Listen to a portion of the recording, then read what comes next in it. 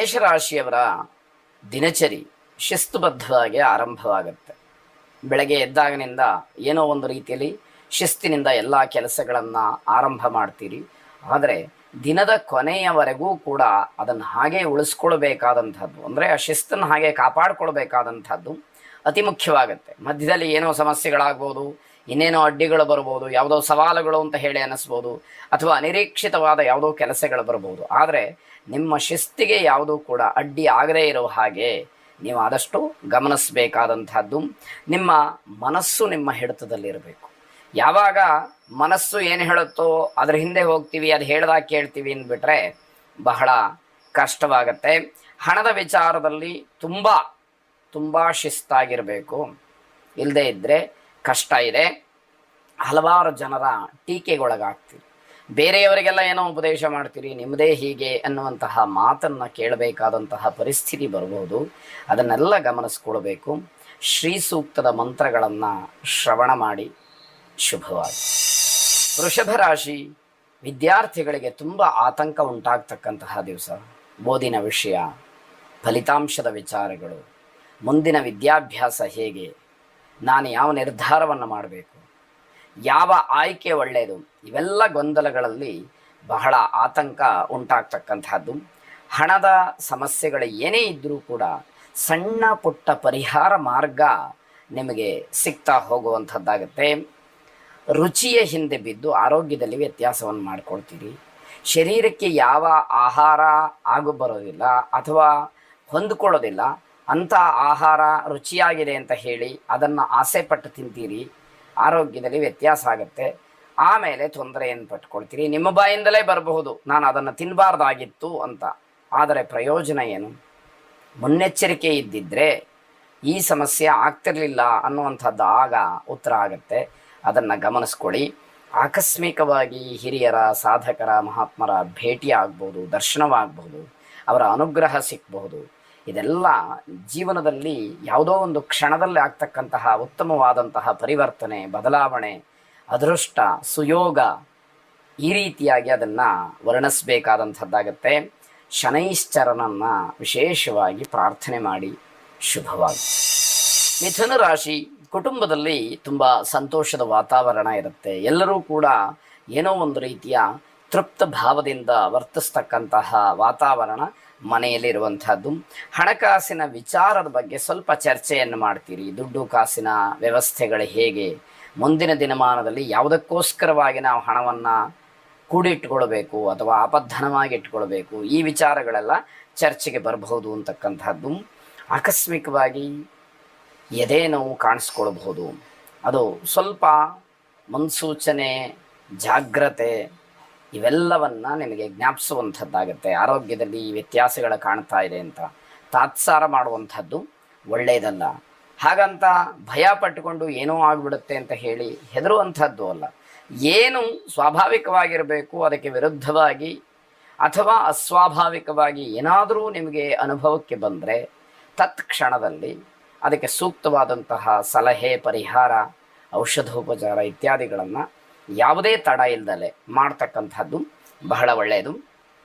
ಜೀವನಕ್ಕಿಂತ ಜೀವ ಮುಖ್ಯ ಅನ್ನುವಂಥದ್ದನ್ನು ತಿಳ್ಕೊಂಡು ಕೆಲಸ ಮಾಡಬೇಕು. ಏನೋ ಯಾವುದೋ ಒಂದು ಕೆಲಸದಲ್ಲಿ ತೊಡಗಿಬಿಟ್ಟಿರ್ತೀವಿ, ನಮಗೇನೋ ಸಮಸ್ಯೆಗಳು ಕಾಣ್ತಾ ಇದೆ, ಆದರೂ ಪರವಾಗಿಲ್ಲ, ಈ ಕೆಲಸ ಮುಗಿದ ಮೇಲೆ ನೋಡೋಣ ಅಂತಕ್ಕಂಥದ್ದು ಇದೆಯಲ್ಲ, ಅದು ತೊಂದರೆಯನ್ನು ಮಾಡಬಹುದು ಅನ್ನುವಂಥದ್ದು ಸೂಚನೆ. ತ್ವರಿತ ರುದ್ರನನ್ನು ಪ್ರಾರ್ಥನೆ ಮಾಡಿ. ಶುಭವಾಗಿ. ಕರ್ಕಾಟಕ ರಾಶಿ, ನೀವು ತುಂಬ ಪರಿಶ್ರಮದಿಂದ ಸಂಗ್ರಹ ಮಾಡಿಟ್ಟಿದ್ದ ವಸ್ತು, ವಿಷಯ ಅಥವಾ ನಿಮ್ಮ ಏನು ಆಲೋಚನೆ ಇದೆಲ್ಲದಕ್ಕೂ ಕೂಡ ವಿಶೇಷವಾದಂತಹ ಮಾನ್ಯತೆ ಸಿಕ್ಕುವಂಥದ್ದು. ಆ ಒಂದು ಪರಿಶ್ರಮಕ್ಕೆ ತಕ್ಕ ಪ್ರತಿಫಲ, ಗೌರವ ದೊರಕುವಂಥದ್ದಾಗತ್ತೆ. ಸಂಶೋಧನಾ ವಿದ್ಯಾರ್ಥಿಗಳಿಗೆ ತುಂಬ ಶುಭವಾದಂತಹ ದಿವಸ. ನಿಮ್ಮ ಪ್ರಯತ್ನಕ್ಕೆ ವಿಶೇಷವಾದಂತಹ ಪ್ರೋತ್ಸಾಹ ಅಥವಾ ಸಹಾಯ ಎಲ್ಲವೂ ಕೂಡ ದೊರಕುವಂಥದ್ದಾಗತ್ತೆ. ಸ್ನೇಹಿತರ ಜೊತೆಯಲ್ಲಿ ಭಿನ್ನಾಭಿಪ್ರಾಯಗಳು ಏರ್ಪಾಟಾಗತ್ತೆ. ಅದನ್ನು ಸೂಕ್ಷ್ಮವಾಗಿ ಗಮನಿಸ್ಕೊಳ್ಬೇಕು. ವಾದಕ್ಕೆ ಅಥವಾ ಇನ್ಯಾವುದೋ ವಿಕೋಪಕ್ಕೆ ಅವಕಾಶ ಆಗುವ ಹಾಗೆ ಮಾಡಬಾರ್ದು. ನೀವು ಮಾಡ್ತಕ್ಕಂತಹ ವಾದ ಆಗಲಿ, ಚರ್ಚೆ ಆಗಲಿ, ಆರೋಗ್ಯಕರವಾಗಿರಬೇಕು, ನಿಮಗೂ ಅದರಿಂದ ಅನುಕೂಲ ಆಗಬೇಕು. ನೀವಾಡಿದಂತಹ ಮಾತುಗಳು ಕೂಡ ಯಾರು ನಿಮ್ಮ ಜೊತೆಯಲ್ಲಿ ವಾದಕ್ಕಿರ್ತಾರೆ, ಚರ್ಚೆಗಿರ್ತಾರೆ, ಅವರಿಗೂ ಕೂಡ ಅದು ಗೌರವಯುತವಾಗಿ ಮಾತಿನ ಮೌಲ್ಯ ಅರ್ಥ ಆಗುವ ರೀತಿಯಲ್ಲಿ ಇರಬೇಕಾಗತ್ತೆ. ನಿಮ್ಮ ಬೇಜವಾಬ್ದಾರಿತನದಿಂದ ವಾಹನ ಅಪಘಾತ ಆಗ್ಬೋದು. ಇದನ್ನು ತುಂಬ ಎಚ್ಚರಿಕೆಯಿಂದ ಗಮನಿಸಬೇಕಾದಂಥದ್ದು. ನಾನು ವಾಹನದ ಮೇಲೆ ಕೂತಿದ್ದೀನಿ, ವಾಹನವನ್ನು ಚಲಾಯಿಸ್ತಾ ಇದ್ದೀನಿ, ಆ ಒಂದು ಎಚ್ಚರಿಕೆ ಪ್ರತಿ ಕ್ಷಣದಲ್ಲೂ ಕೂಡ ಇರಬೇಕಾದಂಥದ್ದು. ಮೃತ್ಯುಂಜಯನನ್ನು ವಿಶೇಷವಾಗಿ ಪ್ರಾರ್ಥನೆ ಮಾಡಿ, ಯಾವುದೇ ಅವಘಡಗಳಿದ್ದರೂ ಕೂಡ ಅದೆಲ್ಲ ದೂರ ಸರಿದು ನಿಮಗೆ ಉತ್ತಮವಾದಂತಹ ಒಂದು ದಿವಸವಾಗಲಿ. ಇದು ಶುಭವಾಗಿ. ಸಿಂಹರಾಶಿ ಖಾಸಗಿ ಕ್ಷೇತ್ರದಲ್ಲಿ ಕೆಲಸ ಮಾಡ್ತಕ್ಕಂಥವರಿಗೆ ಮೇಲಧಿಕಾರಿಗಳಿಂದ ಏನೋ ಒತ್ತಡಗಳು, ಕಿರಿಕಿರಿ ಇವೆಲ್ಲವನ್ನು ಎದುರಿಸಬೇಕಾದಂತಹ ದಿವಸವಾಗತ್ತೆ. ವಿದೇಶದಲ್ಲಿ ಕೆಲಸ ಮಾಡ್ತಕ್ಕಂಥವರಿಗೆ ನೌಕರಿಯಲ್ಲಿ ಹಿನ್ನಡೆಯ ಸೂಚನೆಗಳು ಕಾಣುತ್ತೆ. ಇವತ್ತು ಆಗತಕ್ಕಂತಹ ಬದಲಾವಣೆ ಮುಂದೆ ಯಾವತ್ತೋ ಒಂದು ದಿವಸ ಅದರ ಕಹಿಯ ಅನುಭವ ನಿಮಗೆ ಆಗಬಹುದು ಅನ್ನುವಂಥದ್ದು. ಯಾವುದೇ ವಿಚಾರವನ್ನು ಹೆಚ್ಚು ಚರ್ಚೆಗೆ ತಂದುಕೊಳ್ಬೇಡಿ. ಯಾವುದೋ ಒಂದು ವಿಷಯ ಬಂತು, ಅದಕ್ಕೆ ಸಂಬಂಧಪಟ್ಟ ಹಾಗೆ ಏನು ಮಾತಾಡಬೇಕು ಅಷ್ಟನ್ನೇ ಮಾತಾಡಿ ಮುಗಿಸಿ, ಅದರ ಬಗ್ಗೆ ಏನಾದರೂ ಅನುಮಾನಗಳಿದ್ದರೆ, ತೊಂದರೆಯ ಸೂಚನೆ ಇದ್ದರೆ ಅದಕ್ಕೆ ಪರಿಹಾರ ಮಾರ್ಗವನ್ನು ನೋಡಬೇಕೇ ಹೊರತು ಇದೇ ಸರಿ ಅನ್ನುವಂತಹ ಚರ್ಚೆ ಆ ಕ್ಷಣಕ್ಕೆ ಒಳ್ಳೆಯದಲ್ಲ ಅಂತ ಹೇಳಿ ಅನಿಸುವಂಥದ್ದು. ಮೇಲಧಿಕಾರಿಗಳ ಜೊತೆಯಲ್ಲಿ ನಿಮ್ಮದೇ ಸರಿ ಇದ್ದರೂ ಕೂಡ ಯಾವುದೇ ವಾದವನ್ನು ಮಾಡಿಕೊಳ್ಬೇಡಿ. ಸ್ಥಾನದ ಬಲ ಅದು. ಹಾಗಾಗಿ ಅದು ನಿಮ್ಮ ಮನಸ್ಸಿನಲ್ಲಿದ್ದು ನೀವು ಎಷ್ಟು ವಿಧೇಯರಾಗಿ ನಡ್ಕೊಳ್ತೀರೋ ಅಷ್ಟು ನಿಮಗೇ ಅನುಕೂಲ ಅನ್ನುವಂಥದ್ದು. ಹಾಗಂತ ನಾನು ಆತ್ಮಗೌರವವನ್ನು ಬಿಟ್ಟು ರಾಜಿ ಮಾಡ್ಕೊಳ್ಬೇಕಾ? ಈ ರೀತಿ ಸಿಟ್ಟಿನಿಂದ ಪ್ರಶ್ನೆಯನ್ನು ಮಾಡಿಕೊಳ್ಬೇಡಿ. ನಿಮಗೆ ಎಲ್ಲಿ ಅನುಕೂಲ ಆಗುತ್ತೆ, ನಿಮಗೆ ಯಾವುದರ ಅವಶ್ಯಕತೆ ಇದೆ ಅಂತಹ ಸಂದರ್ಭದಲ್ಲಿ ನೀವು ರಾಜಿಯನ್ನು ಮಾಡಿಕೊಂಡ್ರೆ ತಪ್ಪೇನಿಲ್ಲ ಅನ್ನುವಂಥದ್ದು ಅಭಿಪ್ರಾಯವಾಗುತ್ತೆ. ಲಕ್ಷ್ಮೀನಾರಾಯಣ ಹೃದಯ ಸ್ತೋತ್ರವನ್ನು ಶ್ರವಣ ಮಾಡಿ. ಶುಭವಾಗಿ. ಕನ್ಯಾ ರಾಶಿ ರಾಜಕಾರಣಿಗಳು ತಮ್ಮ ರಾಜತಾಂತ್ರಿಕ ಸಾಮರ್ಥ್ಯವನ್ನು ಹೆಚ್ಚು ಮಾಡಿಕೊಳ್ಳೋದಕ್ಕೆ ಉತ್ತಮವಾದಂತಹ ದಿವಸ. ನಿಮ್ಮ ಅಧಿಕಾರವನ್ನು ಚಲಾಯಿಸೋದಕ್ಕೆ ನಿಮಗಿರತಕ್ಕಂತಹ ಯಾವುದೋ ಒಂದು ಶಕ್ತಿ ಸಾಮರ್ಥ್ಯಗಳ ಪ್ರಭಾವವನ್ನು ಬೀರಲಿಕ್ಕೆ ಇದು ಬಹಳ ಉತ್ತಮವಾದಂತಹ ದಿವಸವಾಗುತ್ತೆ.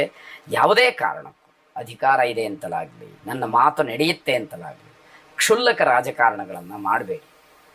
ಈ ಕ್ಷಣಕ್ಕೆ, ಈ ಹೊತ್ತಿಗೆ, ಈ ದಿವಸಕ್ಕೆ ಅದು ಚೆನ್ನಾಗಿರಬಹುದು, ನಿಮಗೆ ಸರಿ ಅಂತ ಅನ್ನಿಸ್ಬೋದು. ಇದರ ಪ್ರಭಾವ ಮುಂದಿನ ದಿವಸದಲ್ಲಿ ಏಕಾಂಗಿಯಾಗಿ ಹೋರಾಟ ಮಾಡಬೇಕಾದಂತಹ ಪರಿಸ್ಥಿತಿ ಬಂದಾಗ ಗೊತ್ತಾಗುವಂಥದ್ದು. ಹಾಗಾಗಿ ಆ ವಿಚಾರಗಳೆಲ್ಲ ಮನಸ್ಸಿನಲ್ಲಿಟ್ಟುಕೊಂಡು ಅಧಿಕಾರವಾಗಲಿ ಅಥವಾ ಹುದ್ದೆ ಆಗಲಿ ಯಾವುದೂ ಕೂಡ ಶಾಶ್ವತ ಅಲ್ಲ ಅನ್ನುವಂಥದ್ದು ಮನಸ್ಸಿಗೆ ಬರಬೇಕಾಗತ್ತೆ. ನಿಮ್ಮೆಲ್ಲ ಕೆಲಸಗಳು ಸುಗಮವಾಗಿ ನಡೀತಕ್ಕಂತಹ ಒಂದು ಯೋಗ ಅಥವಾ ಸಮಯ ಈ ದಿವಸ ಅಂತ ಹೇಳಬಹುದು. ನಿಮ್ಮ ಪ್ರಾಮಾಣಿಕವಾದಂತಹ ಕೆಲಸಗಳೇನಿದೆ ಅದರಿಂದ ನಿಮ್ಮ ಗೌರವ ಹೆಚ್ಚಾಗ್ತಕ್ಕಂಥದ್ದು. ಏನೇ ಕಷ್ಟ ಇರಲಿ, ಏನೇ ತೊಂದರೆ ಇರಲಿ, ಪ್ರಾಮಾಣಿಕವಾಗಿ ಕರ್ತವ್ಯವನ್ನು ನಿರ್ವಹಣೆ ಮಾಡಿದರು ಅನ್ನುವಂತಹ ಮಾತು, ಗೌರವ ನಿಮಗೆ ಸಂದಾಯವಾಗ್ತಕ್ಕಂಥದ್ದು. ದಕ್ಷಿಣಾಮೂರ್ತಿಯನ್ನು ಪ್ರಾರ್ಥನೆ ಮಾಡಿ. ಶುಭವಾಗಿ. ಜೀವನದಲ್ಲಿ ಸೋಲು, ನಷ್ಟ ಮತ್ತು ಕಷ್ಟಗಳು ಕಾಡುತ್ತಿವೆಯೇ? ಪರಿಹಾರವಿಲ್ಲದೆ ಕಂಗಾಲಾಗಿದ್ದೀರಾ? ನಿಮ್ಮ ಎಲ್ಲ ಸಮಸ್ಯೆಗಳಿಗೆ ಈಗಲೇ ಸಿಗಲಿದೆ ನಿಖರವಾದ ಜ್ಯೋತಿಷ್ಯ ಮಾರ್ಗದರ್ಶನ. ಉದ್ಯೋಗ, ವ್ಯಾಪಾರ, ಪ್ರೀತಿ ಅಥವಾ ಮದುವೆ ಸಮಸ್ಯೆ? ಜಾತಕ ವಿಶ್ಲೇಷಣೆ ಮತ್ತು ಪರಿಣಾಮಕಾರಿ ಪರಿಹಾರಕ್ಕಾಗಿ ಇಂದೇ ಸಂಪರ್ಕಿಸಿ. ಪ್ರಖ್ಯಾತ ಜ್ಯೋತಿಷಿಗಳು ಗುರೂಜಿ ಡಾಕ್ಟರ್ ವಿದ್ಯಾತೀರ್ಥ ಭಟ್ ಅವರಿಂದ ನಿಖರವಾದ ಜಾತಕ ವಿಶ್ಲೇಷಣೆ ಮತ್ತು ಸೂಕ್ತ ಮಾರ್ಗದರ್ಶನ ಪಡೆಯಿರಿ. ಇಂದೇ ಕರೆ ಮಾಡಿ ನಿಮ್ಮ ಅದೃಷ್ಟದ ಬಾಗಿಲನ್ನು ತೆರೆಯಿರಿ. ಫೋನ್ ಸಂಖ್ಯೆ 9900753555. ತುಲಾರಾಶಿ ನಿಮ್ಮ ಮನಸ್ಸಿನಲ್ಲಿ ಹತ್ತಾರು ಯೋಚನೆಗಳು ಬರತಕ್ಕಂತಹ ದಿವಸ. ಯೋಚನೆಗಳು ತಪ್ಪಲ್ಲ, ಆದರೆ ಯಾವುದು ನಮ್ಮ ಸ್ಥಾನಮಾನ, ಉದ್ಯೋಗ, ವಯಸ್ಸು ಇದೆಲ್ಲದಕ್ಕೂ ಸೂಕ್ತವಾದಂಥದ್ದು, ಯಾವುದನ್ನು ನಮ್ಮ ಯೋಗ್ಯತಾನುಸಾರವಾಗಿ, ಅರ್ಹತಾನುಸಾರವಾಗಿ ಕಾರ್ಯರೂಪಕ್ಕೆ ತರಬಹುದು ಅನ್ನುವಂತಹ ಚಿಂತನೆಗಳಿದೆಯಲ್ಲ, ಅದು ಬಹಳ ಮುಖ್ಯವಾಗತ್ತೆ. ತಾಳ್ಮೆಯಿಂದ ಇದ್ದರೆ ಬಹಳ ಒಳ್ಳೆಯದು. ಕೋಪಕ್ಕೆ ಆಸ್ಪದವನ್ನು ಕೊಡಬೇಡಿ, ಅದು ಅನಾಹುತಕ್ಕೆ ಕಾರಣ ಆಗಬಹುದು. ಮನೆಯಲ್ಲಿ ಹಿಂದೆ ಯಾವತ್ತೋ ಖರೀದಿ ಮಾಡಿದಂತಹ ವಸ್ತು ಹಾಗೆ ಉಳ್ಕೊಂಡ್ಬಿಟ್ಟಿರುತ್ತೆ, ಅದರ ಉಪಯೋಗವೇ ಆಗಿರಲ್ಲ, ಅದನ್ನು ಏನು ಅಂತ ಹೇಳಿ ನೋಡೇ ಇರೋದಿಲ್ಲ. ಅದು ನಿಮ್ಮ ಗಮನಕ್ಕೆ ಬಂದಾಗ ಬಹಳ ಕೋಪವನ್ನು ಮಾಡ್ಕೊಳ್ತೀರಿ, ಮನಸ್ಸು ಕೆಡ್ತಕ್ಕಂತಹ ಸಾಧ್ಯತೆ ಹೆಚ್ಚಾಗಿರುತ್ತೆ. ಯಾವುದೇ ತೀರ್ಮಾನಕ್ಕೂ ಬರೋಕ್ಕಾಗೋದಿಲ್ಲ, ಗೊಂದಲವನ್ನು ಸೃಷ್ಟಿ ಮಾಡ್ಕೊಳ್ತೀರಿ. ಇದಮೆತ್ತಮ್ ಅಂತ ಹೇಳಿ ಇದು ಹೀಗೆ ಅಂತ ಹೇಳಿ ಏನೋ ತೀರ್ಮಾನ ಮಾಡಿ ಅದರ ಬಗ್ಗೆ ಬೇಕಾದಂತಹ ವ್ಯವಸ್ಥೆಯನ್ನು ಮಾಡೋದಕ್ಕೆ ಮನಸ್ಸು ಬರೋದಿಲ್ಲ, ಮತ್ತಷ್ಟು ಗೊಂದಲಗಳು ಹೆಚ್ಚಾಗತ್ತೆ. ಭಗವಂತನ ದಶಾವತಾರ ಸ್ತುತಿಯನ್ನು ಸ್ಮರಣೆ ಮಾಡಿಕೊಳ್ಳಿ, ಅಥವಾ ಆ ಸ್ತುತಿಯನ್ನು ಶ್ರವಣ ಮಾಡಿ ಕೇಳಿ, ಶುಭವಾಗಿ. ವೃಶ್ಚಿಕ ರಾಶಿ, ಮಾತು ಮೃದುವಾಗಿರಲಿ. ಏನೇ ಕಷ್ಟಪಟ್ಟು ಕೆಲಸವನ್ನು ಮಾಡಿದರೂ, ಬೇರೆಯವರ ಸೇವೆಯನ್ನು ಮಾಡಿದರೂ, ಬೇರೆಯವರಿಗೆ ಅನುಕೂಲವನ್ನು ಮಾಡಿದರೂ, ಬಾಯಲ್ಲಿ ಆಡ್ತಕ್ಕಂತಹ ಮಾತು ಅದರ ಎಲ್ಲ ಫಲಗಳನ್ನು ದೂರ ಮಾಡಿಬಿಡುತ್ತೆ. ಹಾಗಾಗಿ ವಿಧೇಯರಾಗಿ ನಡ್ಕೊಳ್ಳೋದರ ಜೊತೆಗೆ ಬಹಳ ವಿನಮ್ರರಾಗಿ ಮೃದುವಾಗಿ ಮಾತಾಡ್ತಕ್ಕಂಥದ್ದು ಕೂಡ ಮುಖ್ಯವಾಗುತ್ತೆ. ಪ್ರೇಮಿಗಳು ಪರಸ್ಪರವಾಗಿ ಅಸಹನೆಯಿಂದ ಜಗಳವಾಡ್ತಕ್ಕಂಥದ್ದಿದೆ, ಎಚ್ಚರಿಕೆ ಇರಲಿ. ಯಾವುದೋ ವಿಕೋಪಕ್ಕೆ ಹೋದಾಗ ಅಲ್ಲಿ ತೊಂದರೆಗೆ ಅವಕಾಶಗಳಾಗಬಹುದು. ಆರೋಗ್ಯದ ದೃಷ್ಟಿಯಿಂದ ಹೆಚ್ಚು ಗಮನವನ್ನು ಹರಿಸಬೇಕಾದಂಥದ್ದು. ಯಾವುದೇ ಸ್ವಯಂ ವೈದ್ಯವನ್ನು ನೀವೇ ಮಾಡಿಕೊಳ್ಳದೆ ವೈದ್ಯರ ಸಲಹೆಯನ್ನು ಪಡೆಯುವಂಥದ್ದು ಆರೋಗ್ಯದ ದೃಷ್ಟಿಯಿಂದ ಒಳ್ಳೆಯದು. ಏನೋ ಒಂದು ಸಣ್ಣ ಸಮಸ್ಯೆ ಆಯಿತು, ಇದಕ್ಕೆ ಯಾತಕ್ಕೆ ಡಾಕ್ಟರ್ ಹತ್ರ ಹೋಗಬೇಕು ಅನ್ನುವಂತಹ ಭಾವನೆ ಕೆಲವರಲ್ಲಿ ಇರುತ್ತೆ. ಅದು ನಿಮ್ಮ ವೈಯಕ್ತಿಕವಾದಂತಹ ವಿಚಾರಕ್ಕೆ ತೊಂದರೆಗೆ ಕಾರಣವಾಗಬಹುದು. ನಿದ್ರಾಹೀನತೆ, ನರಗಳ ಅಥವಾ ಮೂಳೆಯ ನೋವು ನಿಮಗೆ ಈ ದಿವಸ ತೊಂದರೆಯನ್ನು ಮಾಡಬಹುದು. ವೇಣುಗೋಪಾಲನನ್ನು ವಿಶೇಷವಾಗಿ ಪ್ರಾರ್ಥನೆ ಮಾಡಿ, ಶುಭವಾಗಿ. ಧನುರಾಶಿ, ಹಲವಾರು ಸವಾಲುಗಳು ಸಮಸ್ಯೆಗಳು ನಿಮ್ಮ ಎದುರು ಬರುತ್ತೆ. ಆದರೆ ಯಾವುದೇ ರೀತಿಯ ಬದಲಾವಣೆ ಇಲ್ಲದಲೆ ತಟಸ್ಥವಾಗಿದ್ಬಿಡಿ. ಯಾವ ವಿಷಯಕ್ಕೂ ಕೂಡ ಏನೋ ಒಂದು ತೀರ್ಮಾನವನ್ನು ಹೇಳೋದು, ಯಾವುದೋ ಒಂದು ನಿರ್ಧಾರವನ್ನು ಮಾಡುವಂಥದ್ದು ಖಂಡಿತವಾಗಿ ಬೇಡ. ನಿಮ್ಮ ಉದ್ಯೋಗ ಬದಲಾವಣೆ ಆಗಬಹುದು ಅನ್ನುವಂತಹ ಸೂಚನೆ, ಆದರೆ ಅದರಿಂದ ನಿಮಗೆ ಅನುಕೂಲವಾಗುತ್ತೆ. ಬಡ್ತಿ ಸಿಗಬಹುದು, ಸಂಬಳ ಹೆಚ್ಚಾಗಬಹುದು, ಅಥವಾ ನೀವು ಕೆಲಸ ಮಾಡ್ತಾ ಇರ್ತಕ್ಕಂತಹ ಜಾಗಕ್ಕಿಂತ ಇನ್ನೂ ಅನುಕೂಲಕರವಾದಂತಹ ಜಾಗಕ್ಕೆ ಹೋಗ್ಬೋದು, ವಾತಾವರಣ ಚೆನ್ನಾಗಿರ್ಬೋದು, ಮನಸ್ಸಿಗೇನೋ ಒಂದು ಹೊಸ ರೀತಿಯ ಉಲ್ಲಾಸ ಬರಬಹುದು. ಇವೆಲ್ಲದಕ್ಕೂ ಅವಕಾಶಗಳಿದೆ. ನಿಮ್ಮ ಜೀವನದಲ್ಲಿ ಹಲವಾರು ರೀತಿಯ ಬದಲಾವಣೆಗಳಾಗ್ತಕ್ಕಂತಹ ಸಾಧ್ಯತೆ, ಆ ಸೂಚನೆಗಳು ಕಾಣ್ತಾ ಇದೆ. ಆ ಪರಿವರ್ತನಾ ಒಂದು ಸಮಯ ಏನಿದೆ ಅದಕ್ಕೆ ನೀವು ಹೆಚ್ಚಿನ ಆದ್ಯತೆಯನ್ನು ಕೊಡಬೇಕು. ಧನಾತ್ಮಕವಾಗಿ ಪರಿವರ್ತನೆ ಆಗುವ ಹಾಗೆ ನಿಮ್ಮ ಪ್ರಯತ್ನವೂ ಇರಬೇಕು ಅನ್ನುವಂಥದ್ದಾಗತ್ತೆ. ನಿಮ್ಮ ಪಿತೃದೇವತೆಗಳನ್ನು ಸಂತೃಪ್ತಿಪಡಿಸಿ.